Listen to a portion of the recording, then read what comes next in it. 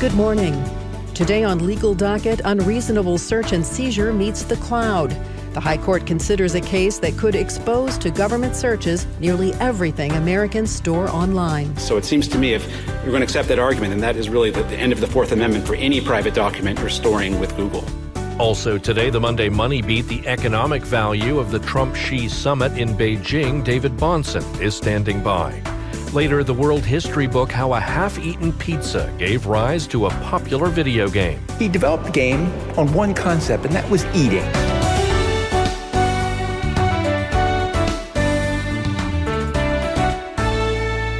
It's Monday, May 18th. This is The World and Everything in It from listener-supported World Radio. I'm Mary Reichard. And I'm Nick Eicher. Good morning.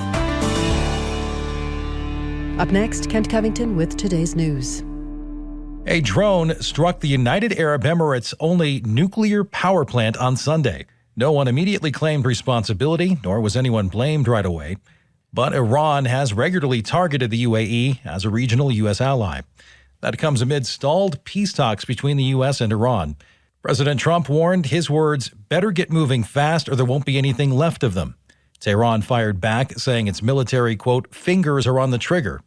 Republican Senator Lindsey Graham told NBC's Meet the Press that he asked the CIA director if Iran's current leadership is any less committed to destroying Israel and the U.S. I think the answer is no. So weaken them further and you may get a deal later, but you're not going to get a deal with this crowd until you hurt them more.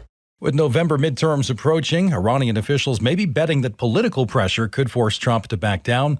Democrats are hammering the president over the war and rising gas prices. Trump pressed Chinese leader Xi Jinping last week to lean on Tehran, but Democratic Senator Chris Van Hollen says, I don't think we need China's support. I think the fastest way to end the war in Iran is just to stop digging a hole even deeper, and that's what we should do right now. Most Democrats blame Trump for the war and the inflation that has come with it, but Pennsylvania Democrat John Fetterman has a different target. I blame Iran because Iran is an evil regime. For the last almost 5 decades, they've been the world's leading underwriter of terrorism. Israel says it is coordinating with the United States on a possible resumption of strikes. Louisiana's Republican Senate runoff is set for June, and Senator Bill Cassidy did not make the cut. President Trump backed Congresswoman Julia Letlow over Cassidy, calling the incumbent a, quote, disloyal disaster after he voted to convict Trump in his second impeachment trial after the Capitol riot. Cassidy conceded Saturday night in Baton Rouge, and his closing words seemed aimed straight at the president. I've had the privilege of representing the state of Louisiana for 12 years. I've been able to participate in democracy. And when you participate in democracy, sometimes it doesn't turn out the way you want it to. But you don't pout, you don't whine, you don't claim the election was stolen. Letlow led the field with 45% of the vote and will face Treasurer John Fleming in a June 27 runoff. Cassidy becomes the first sitting Republican senator to lose a primary in nearly 15 years. The World Health Organization has declared a global health emergency in response to an Ebola outbreak in Congo and Uganda. Officials say more than 300 suspected cases and at least 80 deaths trace back to mining towns in eastern Congo. The outbreak is a rare strain of Ebola called Bundibugyo with no approved vaccine or treatment. But Dr. Jean Kaseya, the head of the Africa Centers for Disease Control and Prevention, says Africa cannot wait for Western countries to come to the rescue. In Africa, we must manufacture vaccines, medicines that we need. People are dying. I don't have medicines. I don't have vaccines. The Africa CDC says the outbreak began in late April, but officials didn't catch it until a social media post on May the 5th, by which point 50 people were already dead. In Washington, thousands gathered on the National Mall Sunday to pray, worship, and reflect on the country's Christian roots. World's Juliana Chen Erickson was there. Speaker of the House Mike Johnson led a prayer of repentance and recommitment as part of Rededicate 250, one of many events celebrating the 250th anniversary of America's founding. Today, here, Lord, in this 250th year of American independence, we hereby rededicate the United States of America as one nation under God. Johnson was one of several political leaders to take the stage at the Christian rally yesterday. Senator Tim Scott of South Carolina also addressed the largely Christian audience. The principles contained in the Declaration of Independence are saving principles. Can I get an amen? Saving principles. Stand by those principles. Be true to them on all occasions, in all places, against all foes. Vice President J.D. Vance, Secretary of State Marco Rubio, and Director of National Intelligence Tulsi Gabbard gave prepared remarks via pre-recorded video. All made overt references to their faith in God. Several evangelical leaders also spoke, including Franklin Graham, the son of the late evangelist Billy Graham, and Robert Jeffress, pastor of First Baptist Church in Dallas, Texas. Events commemorating the 250th anniversary continue next week with a candlelit program honoring veterans and soldiers at Arlington National Cemetery. For World, I'm Juliana Chan Erickson. What do we want? When do we want it? Now! Striking workers have shut down New York's Long Island Railroad for a third day this morning. It is the first walkout in 3 decades on North America's largest commuter rail, leaving 250,000 daily riders scrambling. 5 unions representing half the workforce walked off the jobs before dawn on Saturday after months of stalled talks with their employer, the MTA, or Metropolitan Transit Authority. They think they can push us around, and we're supposed to just fall in line. All we're asking for is fair wages. Record inflation the last few years. Our contract goes back 3 years. It's not going forward. So we went through those record inflationary years, and they're trying to lowball us. But New York's Democratic Governor Kathy Hochul has a different take. She told reporters that a deal is possible, but the MTA needs a partner at the bargaining table. The MTA has made multiple generous offers with real wage increases. I urge both sides to come together as soon as possible and resolve this. But union leaders say no new talks are scheduled. I'm Kent Covington, and straight ahead, unreasonable search and seizure meets the cloud on Legal Docket, plus the Monday Money Beat with David Bonson. This is The World and Everything in It.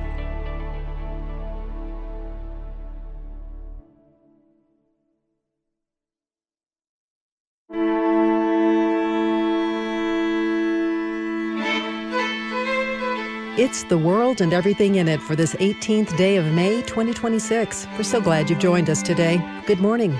I'm Mary Reichard. And I'm Nick Eicher. Time now for Legal Docket. The Fourth Amendment was written at a time when memories of British officers rummaging through homes and papers were still fresh in the minds of Americans. Now the Supreme Court has to decide what that centuries-old protection against unreasonable search and seizure means in the digital age.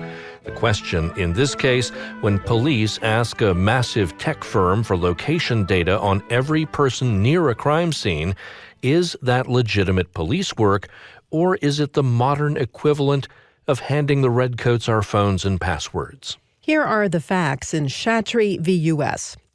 In 2019, police in Virginia were investigating a bank robbery. They had no suspects, so they started with the phones. Investigators asked Google for data showing which devices were near the bank around the time of the robbery. The search eventually led to a man named Okello Chatry, who prosecutors say committed the robbery. But Chatry argues that search violated the Fourth Amendment because it swept up the data of everyone within certain constraints of time and place, including innocent people. His lawyer is Adam Unikowski. The court should hold that people have a property interest in their data. Additionally, petitioner had a reasonable expectation of privacy in his location history, given both its sensitive and revealing nature and the fact that it was stored in his password-protected account. The search violated the Fourth Amendment because the warrant gave the police unlimited discretion while casting Google into the role of magistrate. The federal government frames the dispute very differently. Solicitor General Eric Fagan. Petitioner here is asking for an unprecedented transformation of the Fourth Amendment into an impregnable fortress around records of his public movements. That's a debilitating and counterintuitive reading of the Fourth Amendment that would impede the investigation of kidnappings, robberies, shootings, and other crimes. At the core is a modern question the Constitution never directly anticipated. When people rely on digital services every day, does storing that data with a tech company amount to consent for government access? Or does the sheer necessity of digital life mean constitutional privacy protections still apply?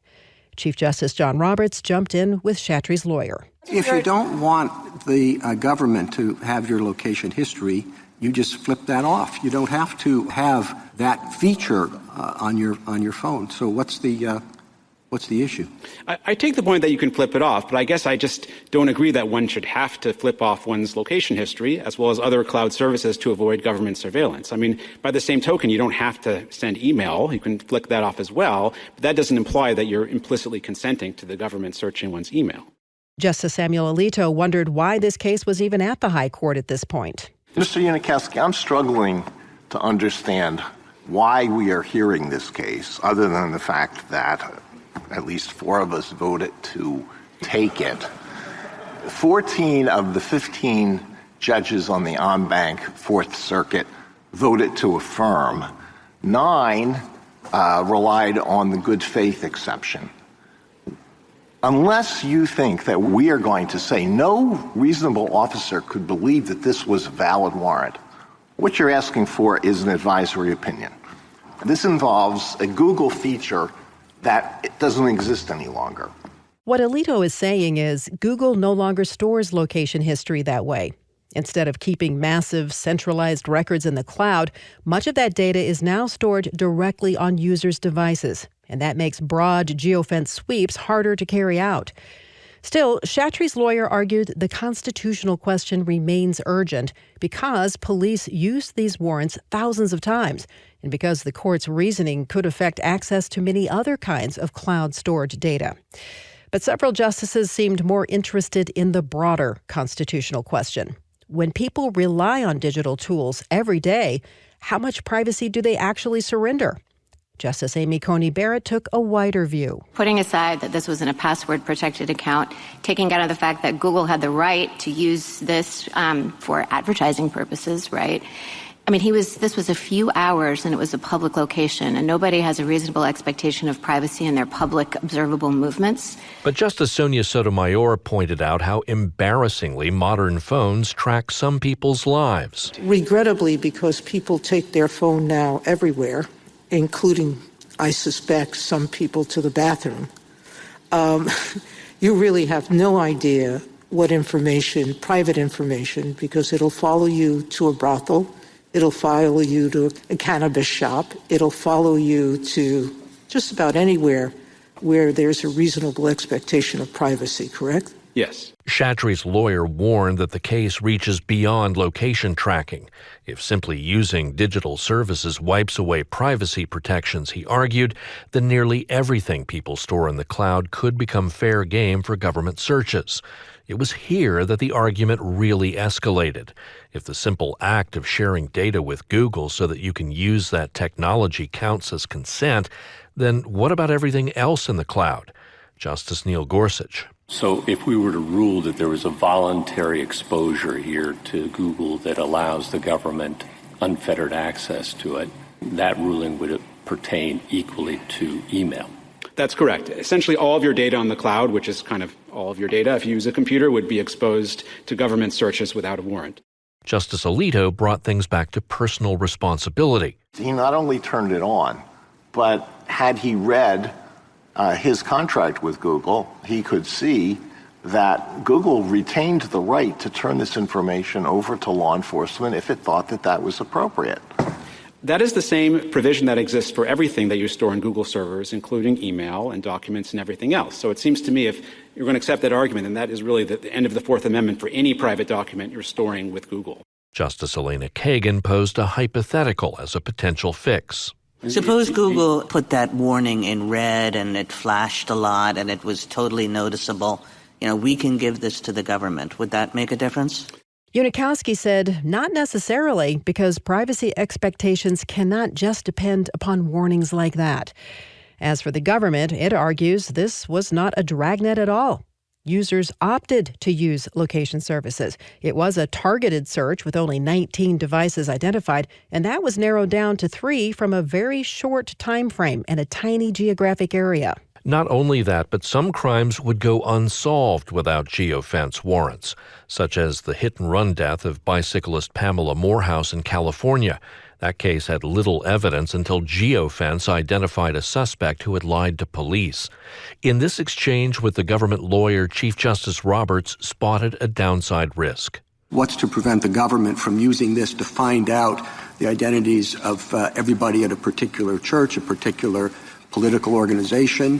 What are the restraints that would prevent that from becoming a problem? Well, number one, Your Honor, would be the Stored Communications Act. The chief was not buying it. What really matters here is that people have affirmatively opted in. Only 1/3 of active Google account holders do that. So to prevent surveillance of sensitive locations, you have to rely on the fact that people are going to turn off something that many, if not most people, find is an important service. Yet in this comment to Chatri's lawyer, Justice Brett Kavanaugh saw the facts in a different light. We have probable cause, you admitted that. And it's just then, is it sufficiently particular? And it seems like Detective Hilton here, really went through a lot of the steps that should be applauded in terms of narrowing this down, going through multiple steps. I guess I'm trying to figure out why this was bad police work to get a warrant. A lot of Fourth Amendment cases, we say, get a warrant. Well, they got a warrant.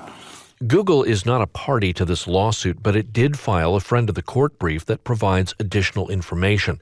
It warns these warrants can be broad and invasive. Some of the geofence parameters have caught up thousands of people, covered many miles, and lasted for days. Churches, hospitals, and schools, oftentimes nobody even knows about the requests for information. Unikowski closed his argument on an ominous note, referencing the lower court's finding that the police acted in good faith, even if there probably was a constitutional violation. If the court says the good faith exception applies here, it'll apply in every single case. The reason the outcry doesn't exist is that no one knows that thousands of times per year their accounts are being searched. And this is a good vehicle to decide the case because there's an extensive evidentiary record. You'll never have a case with a more detailed account of the technical aspects of the case than this one. And so that's why I think the court should decide the Fourth Amendment question in this case. All right, on to case 2 now, Federal Communications Commission v. AT&T and Verizon. This one asks whether a federal agency can publicly accuse companies of major wrongdoing and then announce huge penalties before those companies ever even get to a jury trial. It started when the FCC proposed more than $100 million in fines against the carriers for mismanaging consumer location data. But the FCC handed down the penalties through its internal administrative process, no hearing. So the telecoms are striking back, arguing the move bypasses the courts and violates the Seventh Amendment right to a jury trial. Representing the telecoms, Jeffrey Wall argued that being branded as an egregious lawbreaker by a federal regulator leaves companies no choice but to protect their reputations. That's a straightforward violation of the Seventh Amendment and this court's decision in Jarkissi. The government's only answer is that the penalties weren't binding. They were just invitations to pay. They want these forfeiture orders because they know that legitimate parties pay 100% of the time. If your main regulator says that you are violating the law, you can't let that hang over your head indefinitely. But the justices pushed back. FCC forfeiture orders are technically non-binding. There's no immediate legal obligation to pay. The Chief Justice seemed to lean that way. Counsel, I wonder if, though, at the end of the day, you're really just talking about a PR problem, right? And you're just saying they're big letters, the language said we did something bad, so everybody has to pay, so they don't get bad PR. And I'm just wondering, in terms of the substantive legal issue, though, you are not obligated to pay until you get a jury. Well, Mr. Chief Justice, I think we have to separate whether you owe something from when you have to pay it. If I get a parking ticket from the government, I can ignore it and make them come after me, but I still owe it. The government's lawyer argued reputation is not a big deal and that if the carriers don't pay, then the DOJ sues in federal court where a full jury trial will take place. Several justices sounded skeptical of the telecom's argument because the companies can still force the fight. Based on the questions, I think it gives the FCC the upper hand because the relevant law favors it.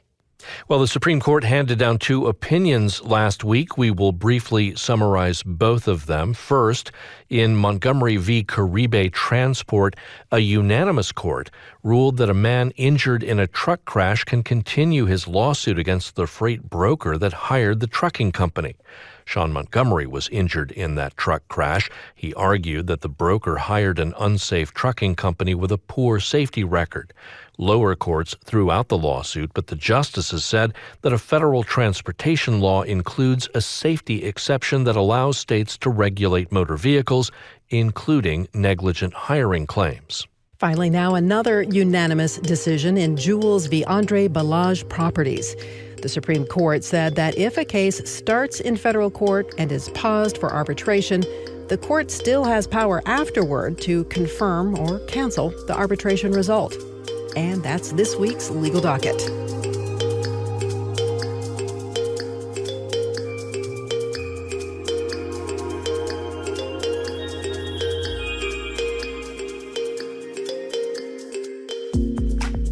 Additional support comes from Asbury University, committed to the formation of students through discipleship, calling, and career preparation. asbury.edu. From Nuggets of Wisdom, digital homeschool curriculum, unit studies, and educational resources for growing minds. nuggets-of-wisdom.com. And from Worldwatch, a 10-minute video news broadcast that the whole family can agree on. Free for the first 7 days. worldwatch.news/podcast.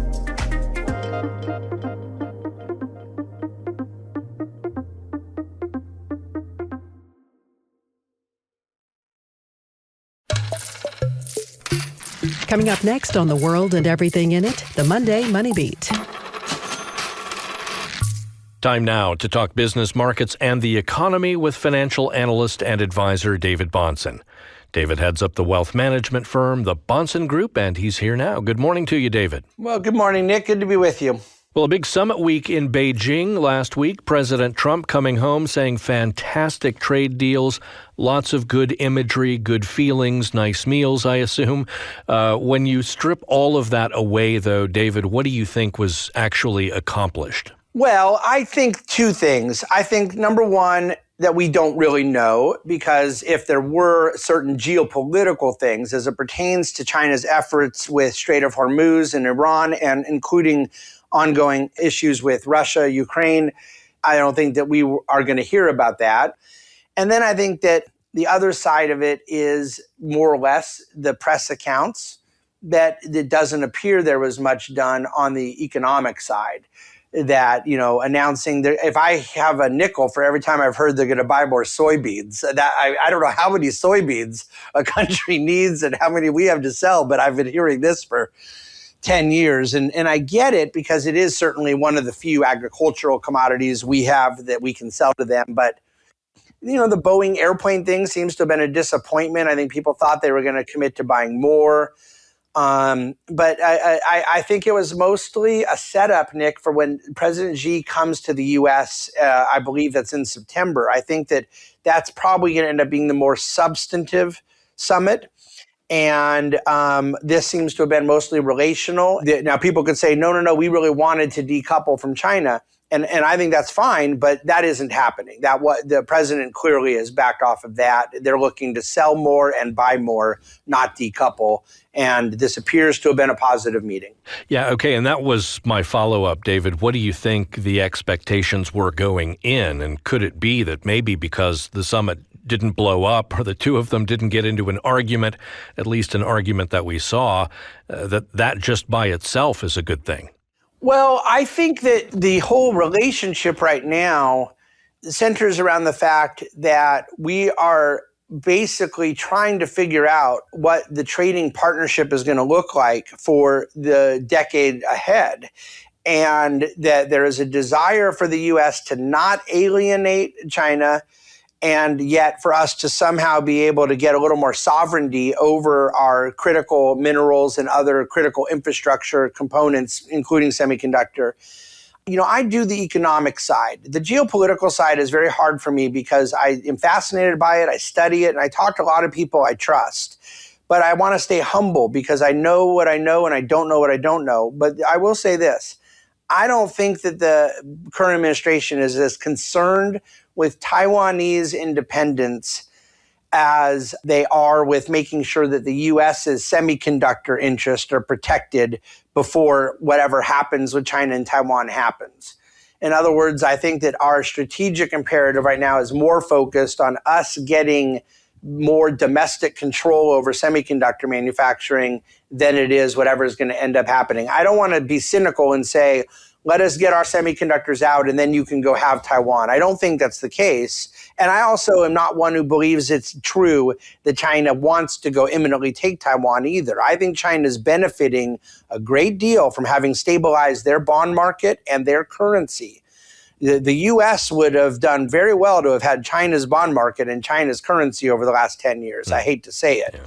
So why China would disrupt that with a globally frowned upon invasion of Taiwan, I'm not certain that that's the case. But those are the things that matter into the future right now. But it's hard to think about stuff that's 5 and 10 years out when we got to get the Strait of Hormuz open. And I think that my guess is that's where President Trump is angling, is to see where China can agree to be an ally in that cause. Yeah, and I'm curious, what is your sense on that, David? Can you gauge from way over here how China is weathering the closed strait? I mean, this is where they get their energy. They don't produce their own energy. Are they hurting? Well, I don't think it's where they get all their energy, but it's where they get a significant amount. They do get an awful lot, obviously, out of the Persian Gulf, but not all of it has to come through the Strait of Hormuz. I think about this ideologically because I'm a kind of worldview-oriented guy. Communists are not my friend and jihadists are not my friend, but that doesn't mean that communists and jihadists are each other's friends either. And I think that China's relationship with Iran is entirely transactional. I don't think it is in any way ideologically sympathetic. And so to the degree that the U.S. can become pragmatically more beneficial to China than Iran, I think that China would leave Iran in their dust in a second. And so China's hurting from this, but there's no question that a lot of oil got shipped in the early stages of this. And I think there was a lot in storage that's been able to get going. But no, I think that everybody involved on the buy side and sell side right now, and you see even U.S. oil prices this week and bond yields as well.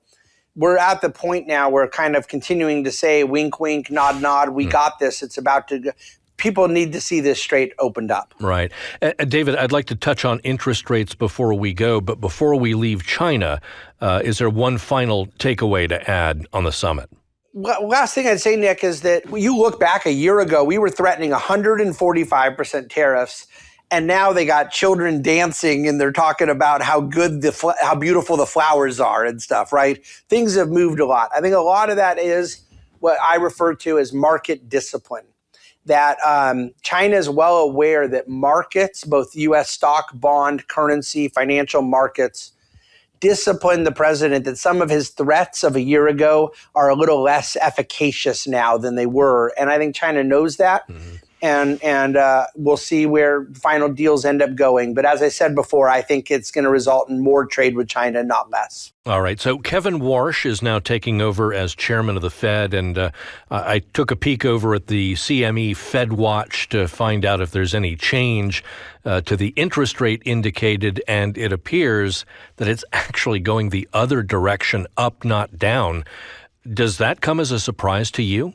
Well, it's not a surprise at this point. It will be a surprise if it actually happens. I don't think there's any scenario by which this Fed is going to be raising rates. But I think that in a way you could argue Kevin Warsh might be benefiting from this situation and the amount of dissenters at the Federal Open Market Committee, because he does have the ability to try to go vote for a rate cut now and not get one. And say, Mr. President, I'm sorry that there's 4 other people voting against it or 5 other people voting against it or what have you. So there's just enough kind of disarray going on.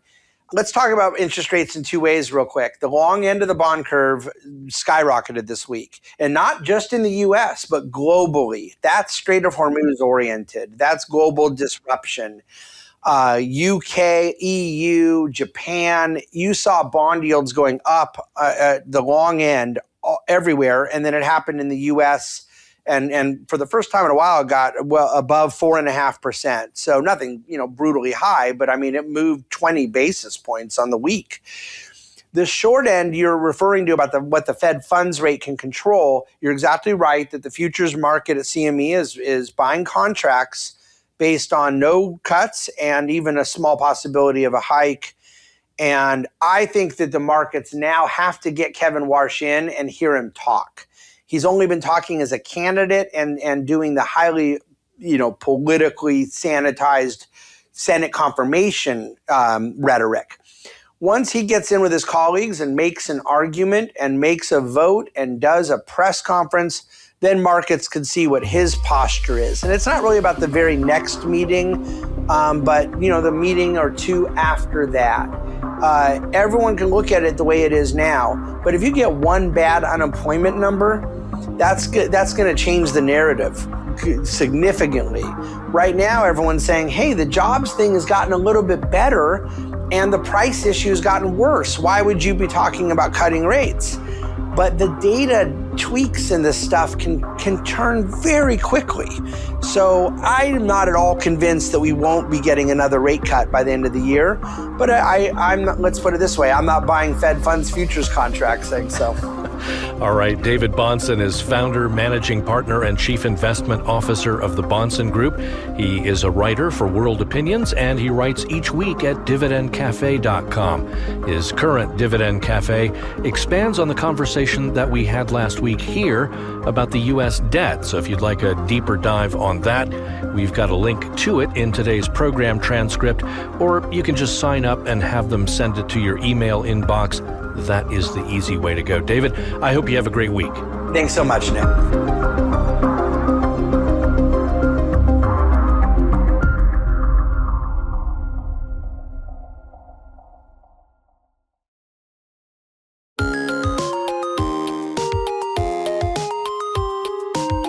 Good morning. This is The World and Everything in It from listener-supported World Radio. I'm Mary Reichard. And I'm Nick Eicher. Coming next, the World History Book. Over 45 years ago, a new video game captured the hearts of kids around the world, and not just little boys. This game didn't focus on shooting aliens or racing cars or playing sports. No, it didn't. The cute characters, colorful screens, and simple rules appealed to just as many girls as guys. World's Jenny Ruff reports.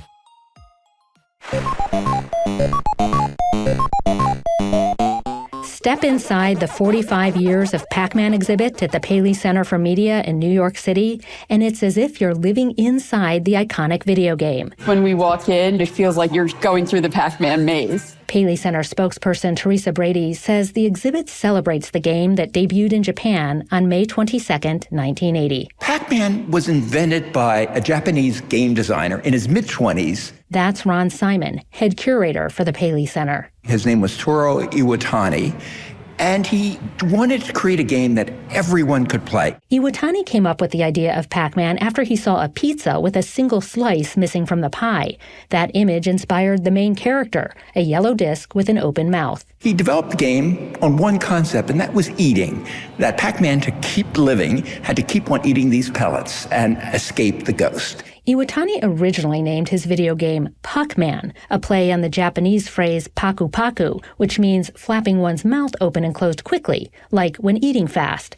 But Pac-Man was not going to fly in America due to the fear teenagers would alter the word into something less innocent.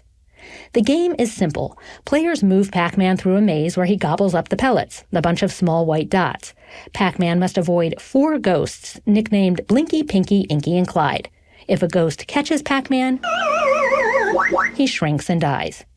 Iwatani wanted the ghosts to be cheery, not scary, and he gave each one an individual personality and movement. One of them will kind of, play it safe. John Riggs runs a YouTube channel on retro video games. But then if you get closer to where they are, then they'll kind of, creep in on you.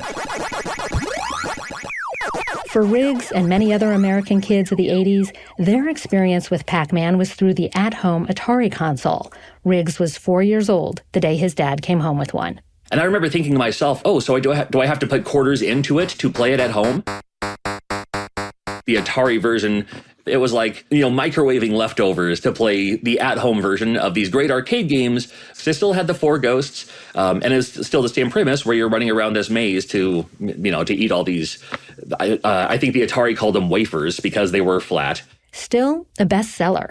Another secret of Pac-Man's appeal, no need to use buttons or tracker balls. Just a flexible wrist. Here's this cute, fun, lovable, approachable character in Pac-Man that you can play a very fun game, and it just uses one joystick. There's no other buttons involved.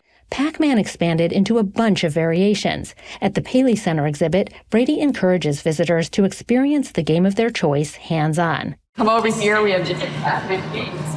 So you can scroll down. Like Ms. Pac-Man. Oh, Ms. Pac-Man. I love Ms. Pac-Man. Yeah. Though it's been a while since I played. All right, we can move on. Brady also liked Ms. Pac-Man when she was young. You know what it is? I like the opening music better. I think it was more charming. And of course, I was a girl and she was a girl. Ms. Pac-Man has a bow on her head and starts the game in a pink-colored maze instead of the original blue. A group of college dropouts created the unauthorized spin-off, and Pac-Man's original publisher Namco acquired some of the rights in a complicated legal battle. Pac-Man turned into a cultural phenomenon. Pac-Man. That's me. The animation studio Hanna-Barbera had a huge hit in 1982 with its series Pac-Man. In the cartoon, Pac-Man had a wife, a baby, and even a dog named Chomp Chomp. Paley Center curator Simon again. And that sort of gave the possibility of Pac-Man having a family and traveling, not just locked in a maze like Pac-Man originally was in 1980. Once Pac-Man burst out of that maze, he took off. The variety of games includes Super Pac-Man, Baby Pac-Man, and even the little-known Professor Pac-Man.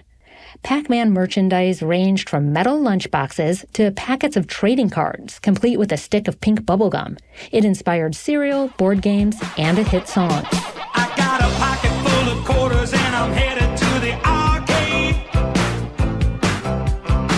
'Cause I got Pac-Man fever. Pac-Man Fever by the musical duo Buckner and Garcia sold over 2.5 million copies. Some say Pac-Man carries a hidden message, like a warning against the dangers of consumerism.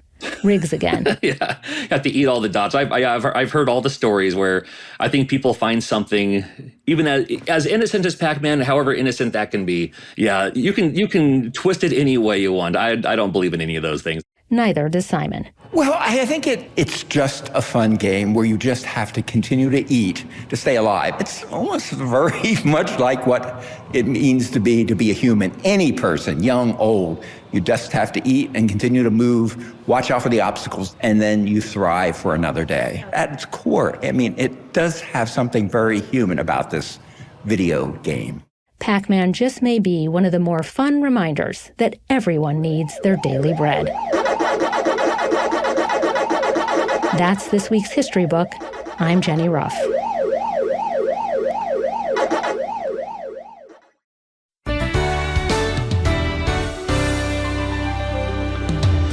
Tomorrow, will the president's visit to China affect U.S. objectives in Iran? We'll talk to an expert. And a baptismal pool plays a historic as well as spiritual part in the surrounding community. That and more tomorrow. I'm Mary Reichard. And I'm Nick Eicher. The World and Everything in It comes to you from World Radio. World's mission is biblically objective journalism that informs, educates, and inspires. The Bible says, "You have dealt well with your servant, O Lord, according to your word. Teach me good judgment and knowledge, for I believe in your commandments. Before I was afflicted, I went astray, but now I keep your word. You are good and do good. Teach me your statutes." Psalm 119, verses 65 through 68. Go now in grace and peace.